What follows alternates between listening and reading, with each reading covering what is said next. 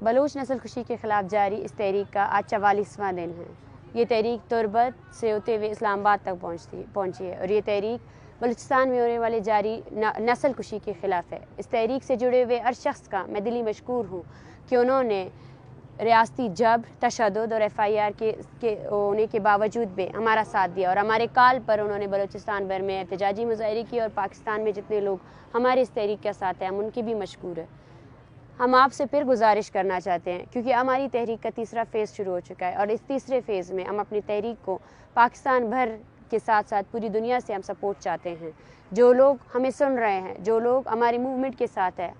हम इनसे गुजारिश करते हैं कि प्रैक्टिकली आए, अपने घरों से निकलें, अपने बच्चों को निकालें, औरतों को निकालें, क्योंकि ये तहरीक बेसिकली औरतों ने लीड की है और हम हर उस औरत से खिताब करते हैं और उस औरत को कहते हैं कि वो आए और इस तहरीक का साथ दे। इस तहरीक से जुड़ा हुआ हर शख्स को रियासत की जनब से थ्रेटनिंग का सामना है, प्रोफाइलिंग का सामना है और इस तहरीक से जुड़े हुए सैकड़ों ऐसे लोग हैं जिन पर FIR की गई है और जिनकी सरकारी मुलाजमतें ख़त्म की गई हैं। इससे हमें रियासती बौखलाहट ही सामने नज़र आती है, मगर यहाँ हमें रुकना नहीं है।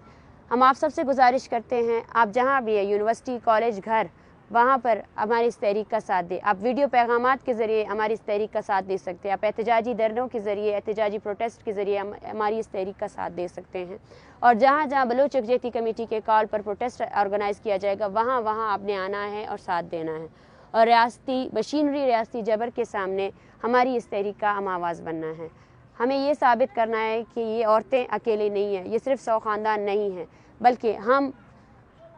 सिर्फ बलोच के लिए नहीं बल्कि पाकिस्तान समेत जहाँ जहाँ इंसानी हकूक़ की पामालियाँ हो रही हैं उन सब के ख़िलाफ़ हम निकले हैं और उन सब को इस तहरीक के साथ जुड़ने और इसके इज़हार यकजहती करने के लिए रिक्वेस्ट करते हैं। Thank you.